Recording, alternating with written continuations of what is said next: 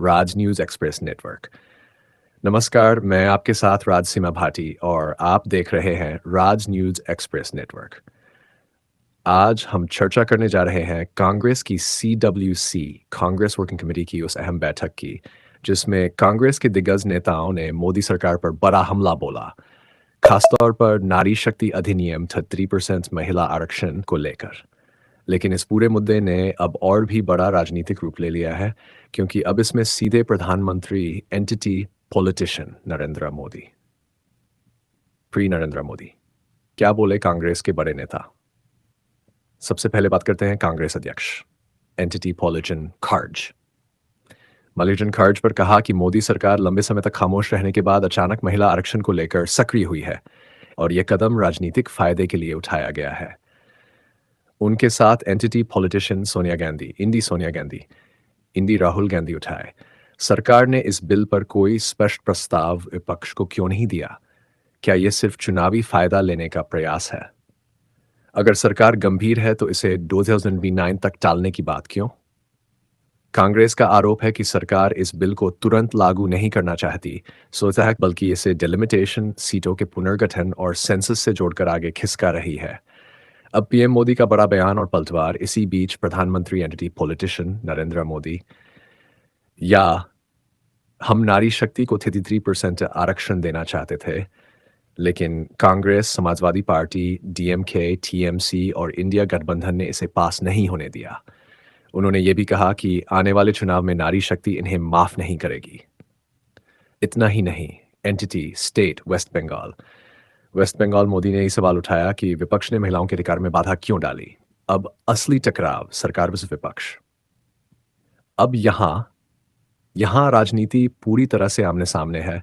कांग्रेस का आरोप सरकार बिल को टाल रही है और चुनावी फायदा लेना चाहती है। बीजेपी और पीएम मोदी का आरोप विपक्ष ने ही बिल को रोक दिया। ऐसे में सवाल उठता है, आखिर सच क्या है? नारी शक्ति बिल 33% पास क्यों नहीं हो पाया? अब समझते हैं इसके पीछे के बड़े कारण। डिलिमिटेशन की शर्त सरकार चाहती है कि पहले जनगणना और सीटों का पुनर्गठन हो, फिर आरक्षण लागू किया जाए। विपक्ष कहता है यह देरी करने का तरीका है। राजनीतिक टाइमिंग। विपक्ष का आरोप यह चुनावी रणनीति है, जबकि सरकार इसे ऐतिहासिक फैसला बता रही है। सीट बढ़ाने का प्रस्ताव, लोकसभा सीटों को 543 से बढ़ाकर 36 करने की योजना, इससे राजनीतिक संतुलन बदल सकता है। सर्वदलीय चर्चा की कमी। विपक्ष का कहना है बिना सभी दलों की सहमति के इतना बड़ा फैसला जल्दबाजी में लिया जा रहा है। क्या यह बीजेपी का चुनावी मुद्दा है या सच्ची मंशा? अब सबसे बड़ा और सीधा सवाल, क्या बीजेपी सच में महिलाओं को 33 आरक्षण देना चाहती थी, या यह सिर्फ चुनावी मुद्दा बनाकर पेश किया गया? और दूसरी तरफ, क्या विपक्ष सच में महिलाओं के अधिकार के लिए खड़ा है, या राजनीतिक कारणों से इसका विरोध किया गया? सच क्या है, यह आने वाले समय में और साफ होगा, लेकिन अभी दोनों तरफ से आरोप प्रत्यारोप जारी है। कांग्रेस का स्टैंड क्या है? कांग्रेस ने साफ कहा, हम महिला आरक्षण के समर्थन में हैं, लेकिन इसे तुरंत लागू किया जाए। डिलिमिटेशन और सेंसस से जोड़ना गलत है। खड़गे ने यह भी याद दिलाया कि 73वें और 77वें संविधान संशोधन के जरिए पंचायतों में महिलाओं को आरक्षण कांग्रेस सरकार ही लेकर आई थी। अब आगे क्या? 2029 के बाद ही लागू होगा? अब सबसे बड़ा सवाल, क्या यह बिल 2029 के बाद ही लागू होगा, या मौजूदा हालात में इसे पहले भी लागू किया जा सकता है? क्या सरकार और विपक्ष मिलकर कोई समाधान निकालेंगे, या यह मुद्दा 2029 के चुनाव का सबसे बड़ा राजनीतिक हथियार बनेगा? देश के सामने बड़े सवाल। अगर सरकार पास करना चाहती थी तो सहमति क्यों नहीं बनी? अगर विपक्ष समर्थन में है तो विरोध क्यों हुआ? क्या महिला आरक्षण सिर्फ चुनावी वादा बनकर रह जाएगा? क्या नारी शक्ति को उनका हक समय पर मिल पाएगा?